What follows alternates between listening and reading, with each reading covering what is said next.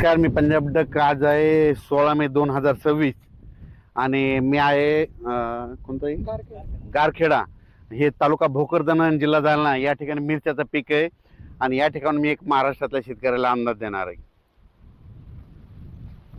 तर राज्यातल्या सर्व शेतकऱ्याला सांगू इच्छितो, विशेष म्हणजे जालना जिल्ह्यात आहे. जालना जिल्ह्यात आहे भोकरदन तालुक्यामध्ये गारखेडा या भोकरदन परिसरामध्ये.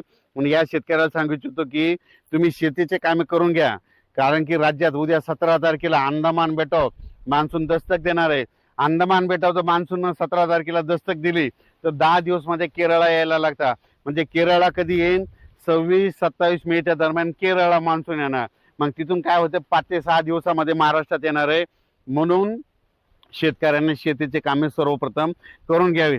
खास करून हे आपण भोकरदनमध्ये जालना जिल्हा आहेत, म्हणून या जालना जिल्ह्यात तिकडं आल्याच्या नंतर सगळीकडे असेच राहणार. म्हणून ह्या शेतकऱ्याला सांगू इच्छितो की तुम्ही शेतीचे कामे आठवा, कारण की तुमच्याकडं 28 आणि 29 तारखेला मान्सून पूर्व अवकाळी पाऊस येणार आहे आणि ह्या ज्या मिरच्या लावल्या त्यांच्यासाठी जीवदान ठरणार आहे. आणि तुम्हाला सांगतो, हे जे वारं चालू आहे ना राज्यामध्ये, आता ही जे वारं असं इतकं जोरात सुरू आहे, 22 तारखेपर्यंत असंच वारंवर राहणार आहे चालू.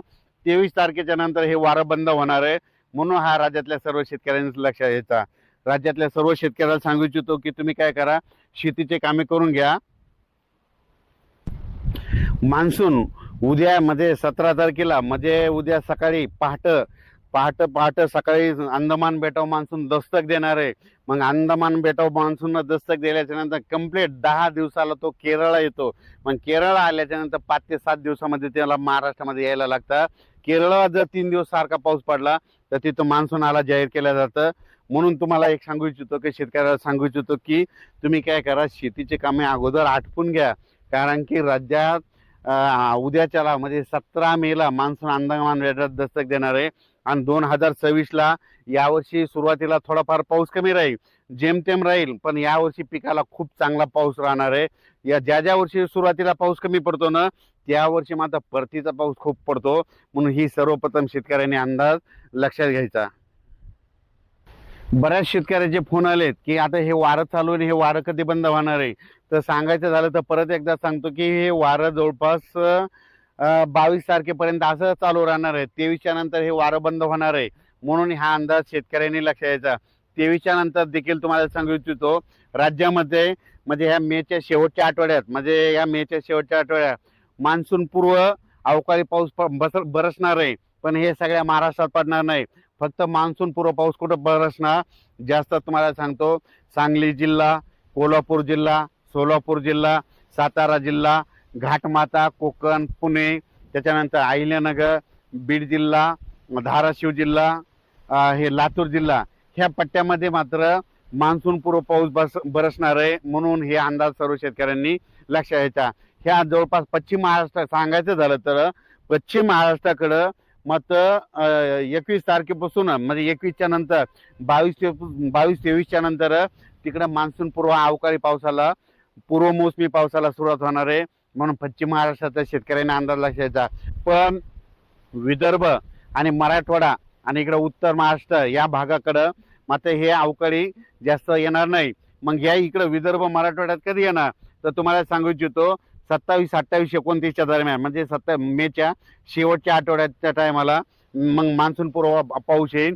म्हणून हे अंदाज सर्व शेतकऱ्यांनी लक्षात घ्यायचा. तुम्हाला सांगू इच्छितो, सध्या देखील आज देखील म्हणजे सातारा जिल्ह्याकडे देखील, सांगलीकडं, त्याच्यानंतर कोल्हापूरकडं, त्याच्यानंतर कोकणपट्टी, पुणे ह्या परिसरात देखील आज पाऊस पडणार आहे. म्हणून हा अंदाज देखील त्या पट्ट्यातल्या शेतकऱ्यांनी लक्षात घ्यायचा.